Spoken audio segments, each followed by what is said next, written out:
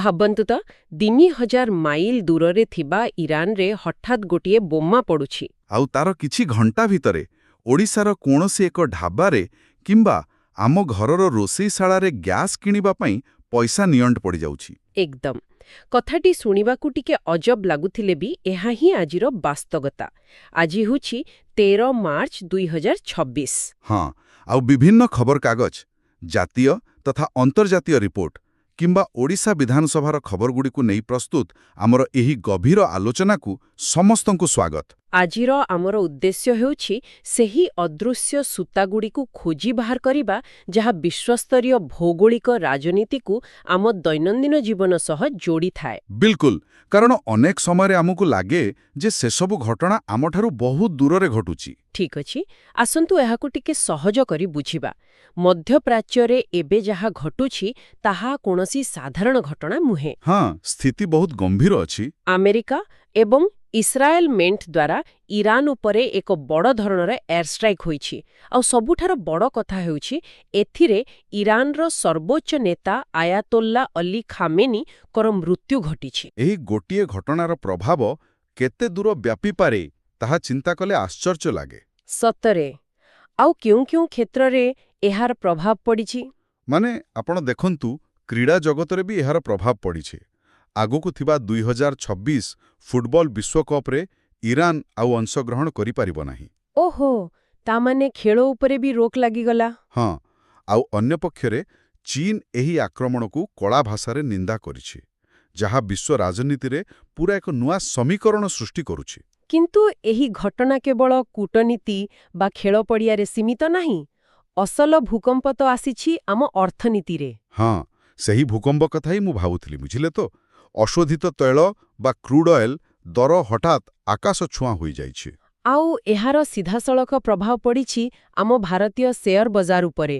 BSE Sensex ଗୋଟିଏ ଦିନରେ ପ୍ରାୟ 1342 ପଏଣ୍ଟ ଖସିଗଲା, ଯାହାକି ପ୍ରାୟ 1.72% ପାଖାପାଖି ହେବ। ହଁ, ଆଉ ଖସିଯାଇ ସିଧା 76,863.71ରେ ପହଞ୍ଚିଗଲା। ଆପଣ ଜାଣନ୍ତି, ନିବେଶକମାନଙ୍କର ଏକାଥରକେ 5.14 ଲାଖ କୋଟି ଟଙ୍କାର କ୍ଷତି ହୋଇଗଲା। ବାପରେ, 5.14 ଲାଖ କୋଟି! ଏହା ଏକ ବିରାଟ ଅଙ୍କ। କିନ୍ତୁ ମୋତେ ଗୋଟିଏ କଥା ବୁଝାନ୍ତୁ, ମାନେ ଯୁଦ୍ଧ ତ ହେଉଛି ଇରାନରେ।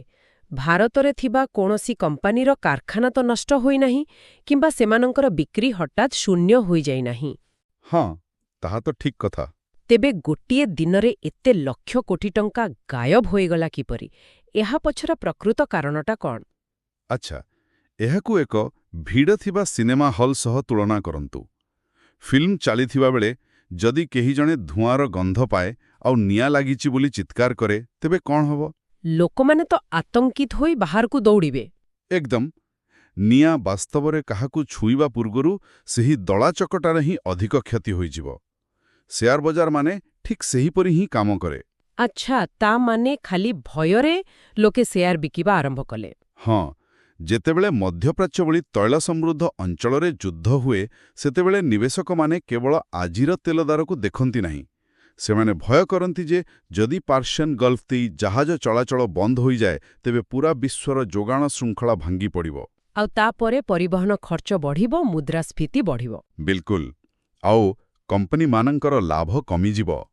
ସେହି ଭୟରେ ବଡ଼ ବଡ଼ ଫଣ୍ଡ ମ୍ୟାନେଜରମାନେ ନିଜର ସେୟାର ବିକ୍ରି କରି ନଗଦ ଟଙ୍କା ବା ସୁନା ଭଳି ସୁରକ୍ଷିତ ସ୍ଥାନରେ ରଖିବାକୁ ଚେଷ୍ଟା କରନ୍ତି। ଯାହାକୁ ଆମେ ପ୍ୟାନିକ୍ ସେଲିଂ ବା ଆତଙ୍କିତ ବିକ୍ରି ବୋଲି କହୁଛେ। ହଁ, ଏହି ଆତଙ୍କିତ ବିକ୍ରି ପ୍ରକ୍ରିୟା ହିଁ ବଜାରକୁ ତଳକୁ ଖସାଇ ଦିଏ। ଏଠାରେ ନଷ୍ଟ ହେଉଥିବା ଜିନିଷଟି ହେଉଛି ବିଶ୍ୱାସ, କୌଣସି କାରଖାନା ନୁହେଁ। ବହୁତ ସୁନ୍ଦର ଭାବେ ବୁଝାଇଲେ। ତେବେ ଏହି ଆତଙ୍କିତ ବିକ୍ରି ପ୍ରକ୍ରିୟା କେବଳ ସେୟାର ବଜାରର ସ୍କ୍ରିନ୍ ଉପରେ ସୀମିତ ରହିନାହିଁ। ଏହାର ପ୍ରକୃତ ଉତ୍ତାପ ଆମେ ଆମ ନିଜ ରାଜ୍ୟ ଓଡ଼ିଶାରେ ବି ଅନୁଭବ କରୁଛୁ। ହଁ, ଆମର ଯୋଗାଣ ବ୍ୟବସ୍ଥା ଉପରେ ଏହାର ସିଧା ପ୍ରଭାବ ପଡ଼ିଛି। ଅନ୍ତର୍ଜାତୀୟ ବଜାରରେ ତୈଳ ଦର ବଢ଼ିବାରୁ ଓଡ଼ିଶାରେ ଏବେ ପେଟ୍ରୋଲ, ଡିଜେଲ ଏବଂ ବିଶେଷକରି ଘରୋଇ ରନ୍ଧନ ଗ୍ୟାସ୍ ବା ଏଲ୍‌ପିଜିର ଘୋର ଅଭାବ ଦେଖାଦେଇଛି। ଆଉ ଏହି ସମସ୍ୟା ଏତେ ଗମ୍ଭୀର ରୂପ ନେଲାଣି ଯେ ଏହାକୁ ନେଇ ଆମ ଓଡ଼ିଶା ବିଧାନସଭାରେ ପ୍ରବଳ ହଟ୍ଟଗୋଳ ଦେଖିବାକୁ ମିଳିଛି। ହଁ, ପରିସ୍ଥିତି ଏପରି ହେଲା ଯେ ବାଚସ୍ପତି ସୁର୍ମା ପାଢ଼ୀଙ୍କୁ ବାରମ୍ବାର ଗୃହ ମୁଲତବୀ କରିବାକୁ ପଡ଼ିଥିଲା। ବିଭିନ୍ନ ରାଜନୈତିକ ଦଳ ଏହା ଉପରେ ନିଜର ମତ ରଖିଛନ୍ତି। ବିରୋଧୀ ଦଳମାନେ ତ ଏହାକୁ ସିଧାସଳଖ ସରକାରଙ୍କର ବିଫଳତା ବୋଲି କହୁଛନ୍ତି। ଏକଦମ। କଂଗ୍ରେସ ନେତା ଅଶୋକ ଦାସ ଏହାକୁ ଡବଲ ଇଞ୍ଜିନ ସରକାରର ବିଫଳତା ବୋଲି କହିଲେ, ଆଉ ସାଧାରଣ ଲୋକଙ୍କ ଦୈନନ୍ଦିନ ଖର୍ଚ୍ଚ କିପରି ଅସମ୍ଭାଳ ହେଲାଣି ସେ ବିଷୟରେ ଦୃଷ୍ଟି ଆକର୍ଷଣ କଲେ। ଆଉ ବିଜେଡିର କଳିକେଶ ନାରାୟଣ ସିଂହଦେଓ ଛୋଟ ବ୍ୟବସାୟୀ ଏବଂ ରେଷ୍ଟୁରାଣ୍ଟଗୁଡ଼ିକର ଦୁର୍ଦ୍ଦଶା ବିଷୟରେ କହିଲେ, କାରଣ ବିନା ଗ୍ୟାସ୍ରେ ସେମାନେ ନିଜର ବ୍ୟବସାୟ ଚଳାଇ ପାରୁନାହାନ୍ତି। କିନ୍ତୁ ଅନ୍ୟପକ୍ଷରେ ଶାସକ ଦଳରୁ ବିଜେପି ବିଧାୟକ ଇରାସିସ ଆଚାର୍ଯ୍ୟ କହିଛନ୍ତି ଯେ ବିରୋଧୀମାନେ ଖାଲି ହଟ୍ଟଗୋଳ ନକରି ଗୃହରେ ଏକ ସୁସ୍ଥ ଆଲୋଚନା କରିପାରିଥାନ୍ତେ। ହଁ, ଆଉ ସେ କେନ୍ଦ୍ର ସରକାରଙ୍କର ଗରିବ ପରିବାରଙ୍କୁ ଗ୍ୟାସ୍ ଯୋଗାଇବାର ପ୍ରୟାସକୁ ବି ଉଲ୍ଲେଖ କରିଛନ୍ତି। କିନ୍ତୁ ମୋର ଗୋଟେ ପ୍ରଶ୍ନ ହେଉଛି, ଯେତେବେଳେ ସମସ୍ୟାର ଚେର ଆମେରିକା ଏବଂ ଇରାନରେ ଅଛି, ସେତେବେଳେ ଆମର ସ୍ଥାନୀୟ ସରକାର ପ୍ରକୃତରେ କ'ଣ ବା କରିପାରିବେ? ଦେଖନ୍ତୁ, ଏହା ଏକ ବହୁତ ବାସ୍ତବ ପ୍ରଶ୍ନ। ସ୍ଥାନୀୟ ସରକାର ତ ଅନ୍ତର୍ଜାତୀୟ ତୈଳ ଦର ନିୟନ୍ତ୍ରଣ କରିପାରିବେ ନାହିଁ, କିନ୍ତୁ ସେମାନଙ୍କ ହାତରେ ଯାହା ଥାଏ ତାହା ହେଉଛି ଜରୁରୀକାଳୀନ ପରିଚାଳନା ବା କ୍ରାଇସିସ୍ ମ୍ୟାନେଜମେଣ୍ଟ। ଥିବା ଷ୍ଟକ୍କୁ ଠିକ୍ ଭାବେ ବାଣ୍ଟିବା। ହଁ, ସେଥିପାଇଁ ସରକାର ଏବେ ତୈଳ କମ୍ପାନୀମାନଙ୍କ ସହ ଉଚ୍ଚସ୍ତରୀୟ ବୈଠକ କରୁଛନ୍ତି, ଯାହାଦ୍ୱାରା ରିଜର୍ଭ ବା ସଂରକ୍ଷିତ ଷ୍ଟକ୍କୁ କିପରି ସୁଚାରୁ ରୂପେ ବଣ୍ଟନ କରାଯାଇପାରିବ ଆଉ କଳାବଜାରୀ ରୋକାଯାଇପାରିବ। ଆଚ୍ଛା, କିନ୍ତୁ ଟିକେ ରୁହନ୍ତୁ। ଆମ ସୂତ୍ରରୁ ଆଉ ଗୋଟିଏ ଖବର ମିଳିଛି ଯେ ଏସବୁ ଭିତରେ ରାୟଗଡ଼ାରେ ହିତାଧିକାରୀଙ୍କୁ ଡିସେମ୍ବର 2025ରୁ ମାର୍ଚ୍ଚ 2026 ପର୍ଯ୍ୟନ୍ତ ମାସିକ 10 କିଲୋ ଅତିରିକ୍ତ ଚାଉଳ ଯୋଗାଇ ଦିଆଯାଇଛି। ହଁ, ସରକାର ମୋଟ 88,850 କ୍ୱିଣ୍ଟାଲ ଚାଉଳ ବାଣ୍ଟିଛନ୍ତି। ଏବେ ମୋତେ ବୁଝାନ୍ତୁ, ଗ୍ୟାସ୍ ନାହିଁ ବୋଲି ଲୋକେ ହନ୍ତସନ୍ତ ହେଉଛନ୍ତି, ରୋଷେଇ କରିପାରୁନାହାନ୍ତି, ଆଉ ସରକାର ଚାଉଳ ବାଣ୍ଟୁଛନ୍ତି। ଏହା କି ପ୍ରକାର ସମାଧାନ ହେଲା? ଆପଣ ଯେଉଁ ବିରୋଧାଭାସ ଦେଖୁଛନ୍ତି, ତାହା ପ୍ରକୃତରେ ପ୍ରଶାସନିକ ବାଧ୍ୟବାଧକତାର ଏକ ଉଦାହରଣ। ଏହା ଗ୍ୟାସ୍ ସମସ୍ୟାର ସିଧାସଳଖ ସମାଧାନ ନୁହେଁ। ତାହେଲେ ସରକାର ଏମିତି କାହିଁକି କରୁଛନ୍ତି? ବୁଝିଲେ ତ, ଯେତେବେଳେ ଗୋଟିଏ ଦିଗରୁ ପରିବାରର ଖର୍ଚ୍ଚ ହଠାତ୍ ବଢ଼ିଯାଏ, ଯେପରି ଗ୍ୟାସ୍ ଦାମ ବଢ଼ିବା ବା କଳାବଜାରୀ ଯୋଗୁଁ ଅଧିକ ପଇସା ଦେବାକୁ ପଡ଼ିବ, ସେତେବେଳେ ଗରିବ ପରିବାର ଉପରେ ବହୁତ ଆର୍ଥିକ ଚାପ ପଡ଼େ। ହଁ, ଖର୍ଚ୍ଚ ଚଳେଇବା କଷ୍ଟ ହୋଇଯାଏ। ସେହି ଚାପକୁ ସାମାନ୍ୟ କମ୍ କରିବା ପାଇଁ ସରକାର ଖାଦ୍ୟ ସୁରକ୍ଷା ମାଧ୍ୟମରେ ଅନ୍ୟ ଏକ ଦିଗରୁ ସାହାଯ୍ୟ କରିବାକୁ ଚେଷ୍ଟା କରନ୍ତି।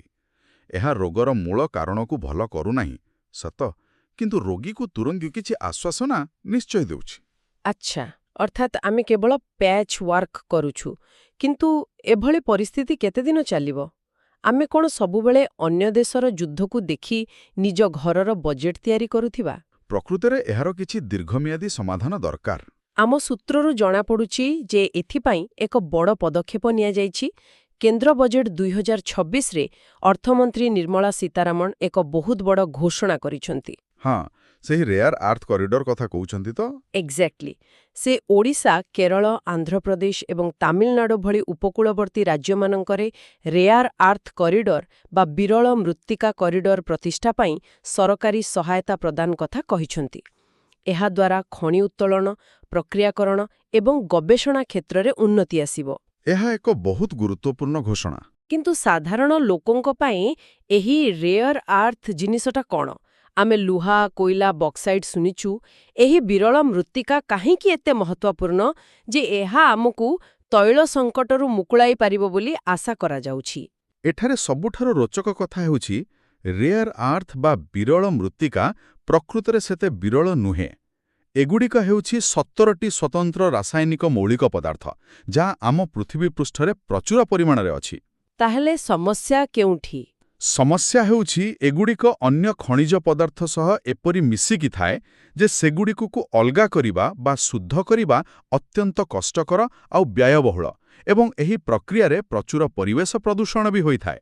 ଆଚ୍ଛା, ତେଣୁ ଏହାକୁ ବାହାର କରିବା ଏତେ କଷ୍ଟ, କିନ୍ତୁ ଏହାର ବ୍ୟବହାର ଆମେ କେଉଁଠି କରୁଛୁ? ଆପଣ ଯେଉଁ ସ୍ମାର୍ଟଫୋନ୍ ବ୍ୟବହାର କରୁଛନ୍ତି, ତାର ସ୍କ୍ରିନ୍ ଆଲୋକିତ ହେବା ପାଇଁ ଏହାର ଦରକାର ହୁଏ। ଇଲେକ୍ଟ୍ରିକ୍ ଗାଡ଼ିର ମୋଟର ପାଇଁ, ପବନ ଶକ୍ତି ଉତ୍ପାଦନ କରୁଥିବା ବଡ଼ ବଡ଼ ୱିଣ୍ଡ ଟର୍ବାଇନ୍ ପାଇଁ, ଆଉ ଆଧୁନିକ ମିସାଇଲ୍ ଟେକ୍ନୋଲୋଜି ପାଇଁ ବି ଏସବୁଥିରେ ରେୟାର ଆର୍ଥର ଆବଶ୍ୟକତା ରହିଛି। ଆଜିକାଲିର ସବୁ ଆଧୁନିକ ଟେକ୍ନୋଲୋଜି ପାଇଁ ଏହା ଜରୁରୀ। ହଁ, ଆଉ ଗତ କିଛି ଦଶନ୍ଧି ଧରି ଚୀନ ଏହାର ପ୍ରକ୍ରିୟାକରଣରେ ଏକଛାଟି ଆଧିପତ୍ୟ ବିସ୍ତାର କରିଥିଲା, କାରଣ ସେମାନେ ଏହି ବିଷାକ୍ତ ଏବଂ କଷ୍ଟକର କାମ କରିବାକୁ ପ୍ରସ୍ତୁତ ଥିଲେ। ଓହୋ, ମାନେ ଯଦି ଆମେ ପେଟ୍ରୋଲ ଡିଜେଲ ଛାଡ଼ି ଇଲେକ୍ଟ୍ରିକ୍ ଗାଡ଼ି ଆଡ଼କୁ ଯିବା ଆଉ ସେହି ଇଲେକ୍ଟ୍ରିକ୍ ଗାଡ଼ିର ବ୍ୟାଟେରୀ ପାଇଁ ପୁଣି ଚୀନ ଉପରେ ନିର୍ଭର କରିବା, ତେବେ ଆମେ ଗୋଟିଏ ଫାଶରୁ ବାହାରି ଆଉ ଗୋଟିଏ ଫାଶରେ ପଡ଼ିବା ଭଳି କଥା ହେବ। ଏକଦମ ଠିକ୍ ଧରିଛନ୍ତି ଆପଣ। ସେଥିପାଇଁ ଓଡ଼ିଶା ଭଳି ରାଜ୍ୟର ଉପକୂଳବର୍ତ୍ତୀ ବାଲିରେ ଲୁଚି ରହିଥିବା ଏହି ସମ୍ପଦକୁ ନିଜେ ବାହାର କରିବା ପାଇଁ ଏହି କରିଡରର ଯୋଜନା କରାଯାଇଛି। ତାହେଲେ ଆମେ 20 ଶତାବ୍ଦୀର ତୈଳ ରାଜନୀତିରୁ ବାହାରି ଏବେ 21 ଶତାବ୍ଦୀର ରେୟର ଅର୍ଥ ରାଜନୀତି ଭିତରକୁ ପ୍ରବେଶ କରୁଛୁ। ହଁ, ଯେଉଁ ରାଜ୍ୟ ନିଜ ମାଟିରୁ ଏହି ଟେକ୍ନୋଲୋଜିର ଖୋରାକ ବାହାର କରିପାରିବ, ସେ ହିଁ ଭବିଷ୍ୟତର ଅର୍ଥନୀତିକୁ ନିୟନ୍ତ୍ରଣ କରିବ। କିନ୍ତୁ କଥା କେବଳ ଅର୍ଥନୀତି ଓ ରାଜନୀତିର ନୁହେଁ, ବୁଝିଲେ। ଆମର ସୂତ୍ରଗୁଡ଼ିକ ଆହୁରି ଅନେକ ଘଟଣା ଆଡ଼କୁ ଇଙ୍ଗିତ କରୁଛନ୍ତି, ଯାହା ଦର୍ଶାଉଛି ଯେ ଆମର ସାମାଜିକ ନିୟମ, ପରମ୍ପରା ଏବଂ ମୂଲ୍ୟବୋଧରେ ମଧ୍ୟ ଏକ ବିରାଟ ପରିବର୍ତ୍ତନ ଆସୁଛି। ହଁ, ସମାଜରେ ଏକ ବଡ଼ ଟ୍ରାଞ୍ଜିସନ୍ ବା ସଂକ୍ରମଣ କାଳୁ ଚାଲିଛି। ଆସନ୍ତୁ ସ୍ୱିଜରଲ୍ୟାଣ୍ଡରୁ ଆସିଥିବା ଏକ ଅତ୍ୟନ୍ତ ବିଚଳିତ କଲା ଭଳି ଖବର ଉପରେ ନଜର ପକାଇବା। ସେଠାକାର ଏକ ସହରରେ ଗୋଟିଏ ଯାତ୍ରୀବାହୀ ବସ୍ରେ ନିଆଁ ଲାଗିଯିବା ଫଳରେ 6 ଜଣଙ୍କର ମୃତ୍ୟୁ ଘଟିଛି। ବାପରେ, ଏହା ଏକ ଅତି ଦୁଃଖଦ ଘଟଣା। କିନ୍ତୁ ଏହା କୌଣସି ଯାନ୍ତ୍ରିକ ତ୍ରୁଟି ନଥିଲା ନା? ନା, ସବୁଠାରୁ ଦୁଃଖଦ କଥା ହେଉଛି ଜଣେ ମାନସିକ ଭାରସାମ୍ୟ ହରାଇଥିବା ବ୍ୟକ୍ତି ବସ୍ ଭିତରେ ନିଜ ଦେହରେ ନିଆଁ ଲଗାଇଦେବା କାରଣରୁ ଏପରି ଘଟିଲା। ଦେଖନ୍ତୁ, ଏହି ଘଟଣାଟି ଏକ ଗଭୀର ସାମାଜିକ ବାର୍ତ୍ତା ଦେଉଛି। ଆମେ ବିକାଶ ନାମରେ ବଡ଼ ବଡ଼ ରାସ୍ତା, ଦ୍ରୁତଗାମୀ ବସ୍ ଏବଂ ସ୍ମାର୍ଟ ସିଟି ତିଆରି କରୁଛୁ, କିନ୍ତୁ ମାନସିକ ସ୍ୱାସ୍ଥ୍ୟ ଭଳି ଏକ ଅଦୃଶ୍ୟ ଭିତ୍ତିଭୂମିକୁ ଆମେ କ୍ରମାଗତ ଭାବେ ଅଣଦେଖା କରୁଛୁ। ଏକଦମ। ଆମେ ଭାବୁଛୁ ଖାଲି ଭୌତିକ ବିକାଶ ହୋଇଗଲେ ସବୁ ଠିକ୍ ହୋଇଯିବ।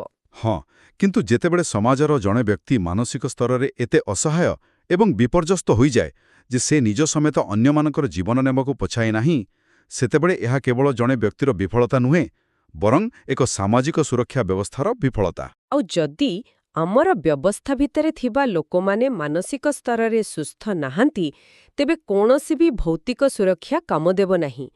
ଆଉ ଏହି ଭାଙ୍ଗି ପଡ଼ୁଥିବା ପୁରୁଣା ବ୍ୟବସ୍ଥା ଏବଂ ନୂଆ ବ୍ୟବସ୍ଥାର ଆବଶ୍ୟକତା କେବଳ ସାମାଜିକ ସ୍ତରରେ ନୁହେଁ, ଆଇନ ଏବଂ ପରମ୍ପରା କ୍ଷେତ୍ରରେ ମଧ୍ୟ ଦେଖିବାକୁ ମିଳୁଛି। ହଁ, ଯେମିତିକି ବ୍ରିଟେନ୍ ସଂସଦର କଥା ଦେଖନ୍ତୁ। ହଁ, ବ୍ରିଟେନ୍ ସଂସଦରେ ଏବେ ଏକ 700 ବର୍ଷର ପୁରୁଣା ପରମ୍ପରାର ଅନ୍ତ ଘଟିଛି। ସେଠାରେ ବଂଶାନୁକ୍ରମିକ ସମ୍ଭ୍ରାନ୍ତ ବା ଯେଉଁମାନଙ୍କୁ ହେରିଡିଟାରୀ ପିୟର୍ସ କୁହାଯାଏ, ସେମାନଙ୍କୁ ହାଉସ୍ ଅଫ୍ ଲର୍ଡସରୁ ହଟାଇ ଦିଆଯାଇଛି। ଅର୍ଥାତ୍ ଆପଣ କେବଳ ଏକ ନିର୍ଦ୍ଦିଷ୍ଟ ବଂଶରେ ଜନ୍ମ ହୋଇଛନ୍ତି ବୋଲି ଦେଶର ଆଇନ ତିଆରି କରିବା ପ୍ରକ୍ରିୟାରେ ବସିପାରିବେ ନାହିଁ। ଏହା ଏକ ବହୁତ ବଡ଼ ଗଣତାନ୍ତ୍ରିକ ପରିବର୍ତ୍ତନ।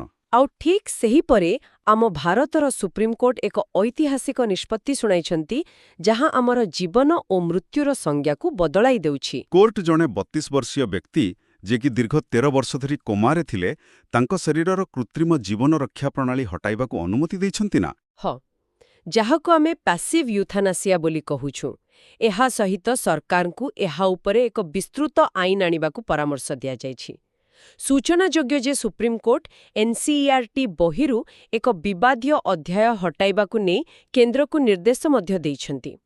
କିନ୍ତୁ ମୋତେ ବୁଝାନ୍ତୁ, ଏହି ପ୍ୟାସିଭ୍ ୟୁଥାନାସିଆକୁ ନେଇ ଆଇନଗତ ପ୍ରକ୍ରିୟା ଏତେ ଜଟିଳ କାହିଁକି? କାରଣ ଦେଖନ୍ତୁ, ଆମର ଆଇନ ସବୁବେଳେ ଜୀବନ ବଞ୍ଚାଇବା ଉପରେ ଗୁରୁତ୍ୱ ଦେଇ ଆସିଛି। କିନ୍ତୁ ଆଧୁନିକ ଚିକିତ୍ସା ବିଜ୍ଞାନ ଆମକୁ ଏମିତି ଯନ୍ତ୍ରପାତି ଦେଇଦେଲା, ଯାହା ମସ୍ତିଷ୍କ ମରିଯାଇଥିଲେ ମଧ୍ୟ ହୃତ୍ପିଣ୍ଡ ଓ ଫୁସ୍ଫୁସ୍କୁ ବର୍ଷ ବର୍ଷ ଧରି ଚଲାଇ ରଖିପାରିବ। ମାନେ ବିଜ୍ଞାନ ଶ୍ୱାସକ୍ରିୟା ଚାଲୁ ରଖିବା ଶିଖିଗଲା, କିନ୍ତୁ କେଉଁଠି ଅଟକିବାକୁ ହେବ ତାହା ଜାଣିଲାନି। ବିଲକୁଲ, ସେହି ନୈତିକ ଲକ୍ଷ୍ମଣ ରେଖା ଟାଣିବାକୁ ଭୁଲିଗଲା। 13 ବର୍ଷ ଧରି ଏକ ଶଯ୍ୟାରେ ନିର୍ଜୀବ ପରି ପଡ଼ି ରହିବା ସେହି ବ୍ୟକ୍ତି ପାଇଁ ଏବଂ ତାଙ୍କ ପରିବାର ପାଇଁ କେତେ ଯନ୍ତ୍ରଣାଦାୟକ, ତାହା କେହି ବି କଳ୍ପନା କରିପାରିବେ। ତେଣୁ ସୁପ୍ରିମକୋର୍ଟ ଏହି ଯନ୍ତ୍ରଣାର ମୁକ୍ତି ଦେବା ପାଇଁ ଏହି ନିଷ୍ପତ୍ତି ନେଲେ। ହଁ, ଏଠାରେ ସୁପ୍ରିମକୋର୍ଟଙ୍କର ନିଷ୍ପତ୍ତିର ଅର୍ଥ ହେଉଛି ଗୋଟିଏ ବ୍ୟକ୍ତିର କେବଳ ବଞ୍ଚିବାର ଅଧିକାର ନାହିଁ, ବରଂ ସମ୍ମାନର ସହ ମୃତ୍ୟୁବରଣ କରିବାର ଅଧିକାର ମଧ୍ୟ ଅଛି। କିନ୍ତୁ ଏହାକୁ ଆଇନରେ ପରିଣତ କରିବା କଷ୍ଟକର, କାରଣ ସରକାରଙ୍କୁ ନିଶ୍ଚିତ କରିବାକୁ ପଡ଼ିବ ଯେ ଏହି ଆଇନର କୌଣସି ଅପବ୍ୟବହାର ଯେପରି ନ ହୁଏ। ଆଚ୍ଛା, ମାନେ ସମ୍ପତ୍ତି ପାଇଁ କେହି ଯେପରି ଜଣେ ବୃଦ୍ଧ ରୋଗୀଙ୍କର ଲାଇଫ୍ ସପୋର୍ଟ ନ ହଟାଇ ଦିଅନ୍ତି। ଏକଦମ। ଏଥିପାଇଁ ମେଡିକାଲ ବୋର୍ଡ ଏବଂ କୋର୍ଟର ଅନୁମତି ଭଳି କଡ଼ା ନିୟମର ଆବଶ୍ୟକତା ରହିଛି। ବ୍ରିଟେନରେ 700 ବର୍ଷର ପରମ୍ପରା ଭାଙ୍ଗିବା ହେଉ କିମ୍ବା ଭାରତରେ ଏହି ମୃତ୍ୟୁର ଅଧିକାର ଦେବା, ଏସବୁ ଦର୍ଶାଉଛି ଯେ ଆମେ ଏକ ସମାଜ ଭାବରେ ପରିପକ୍ୱ ହେଉଛୁ। ଆଉ ଏହି ସମ୍ମାନ ଏବଂ ମର୍ଯ୍ୟାଦାର ପରିଭାଷା ବଦଳୁଥିବା ବେଳେ ଆମ ଓଡ଼ିଶାରେ ଘଟିଥିବା ଏକ ଅତ୍ୟନ୍ତ ସୁନ୍ଦର ଘଟଣାକୁ ଆମେ ଅଣଦେଖା କରିପାରିବା ନାହିଁ। ହଁ, ମାର୍ଚ୍ଚ 9 ତାରିଖର ସେହି ପୁରସ୍କାର ଉତ୍ସବ କଥା କହୁଛନ୍ତି ନା? ହଁ, ଭୁବନେଶ୍ୱରଠାରେ ଓଡ଼ିଆ ନାରୀ ଅସ୍ମିତା ସମ୍ମାନ 2026 ଅନୁଷ୍ଠିତ ହୋଇଯାଇଛି। ସେଠାରେ ବାଚସ୍ପତି ସୁରାମା ପାଢ଼ୀଙ୍କ ଦ୍ୱାରା ପଦ୍ମଶ୍ରୀ ଶ୍ୟାମାମଣି ଦେବୀଙ୍କୁ ତାଙ୍କର ଅତୁଳନୀୟ ସଙ୍ଗୀତ ସାଧନା ପାଇଁ ଜୀବନବ୍ୟାପୀ ସମ୍ମାନ ପ୍ରଦାନ କରାଯାଇଛି। ଆଉ ତାଙ୍କ ସହ କ୍ରୀଡ଼ା କ୍ଷେତ୍ରରେ ଦୁତିଚାନ୍ଦ, ସାମ୍ବାଦିକତାରେ ନିର୍ଭୀକତା ପାଇଁ କଳ୍ପନା କନ୍ ଏବଂ ଓଡ଼ିଶୀ ନୃତ୍ୟ କ୍ଷେତ୍ରରେ ଉତ୍କୃଷ୍ଟତା ପାଇଁ ଗାୟତ୍ରୀ ମିଶ୍ରଙ୍କୁ ମଧ୍ୟ ପୁରସ୍କୃତ କରାଯାଇଛି। ମୋତେ ଲାଗୁଛି ଏହା କେବଳ କିଛି ପୁରସ୍କାର ବଣ୍ଟନ ଉତ୍ସବ ନୁହେଁ, ଏହା ସମାଜକୁ ଏକ ବାର୍ତ୍ତା ଦେଉଛି। ଗୋଟିଏ ପଟେ ଆମେ ମାନବିକ ଅଧିକାର ପାଇଁ ସୁପ୍ରିମକୋର୍ଟରେ ଲଢ଼ୁଛୁ, ଆଉ ଗୋଟିଏ ପଟେ ସମାଜ ଗଠନରେ ନାରୀମାନଙ୍କର ସେହି ଦୀର୍ଘଦିନର ସାହିତା ଅବଦାନକୁ ମୁକ୍ତକଣ୍ଠରେ ସ୍ୱୀକୃତି ଦେଉଛୁ। ହଁ, ଏହା ମାନବିକ ମୂଲ୍ୟବୋଧର ଏକ ପୁନର୍ଗଠନ ପ୍ରକ୍ରିୟା। ଆମେ ଏକ ସଂକ୍ରମଣ କାଳ ଦେଇ ଗତି କରୁଛୁ। ଏକପଟେ ଆମେ ସେହି ପୁରୁଣା ଢାଞ୍ଚାଗୁଡ଼ିକୁ ଖୋଲି ଫିଙ୍ଗି ଦେଉଛୁ, ଯାହା ଆଉ କାମରେ ଆସୁନାହିଁ, ଯେପରିକି ବଂଶାନୁକ୍ରମିକ ଶାସନ କିମ୍ବା ଯନ୍ତ୍ରପାତି ସାହାଯ୍ୟରେ ବିନା ଆଶାରେ ଜୀବନ ବଞ୍ଚାଇ ରଖିବାର ଜିଦ୍।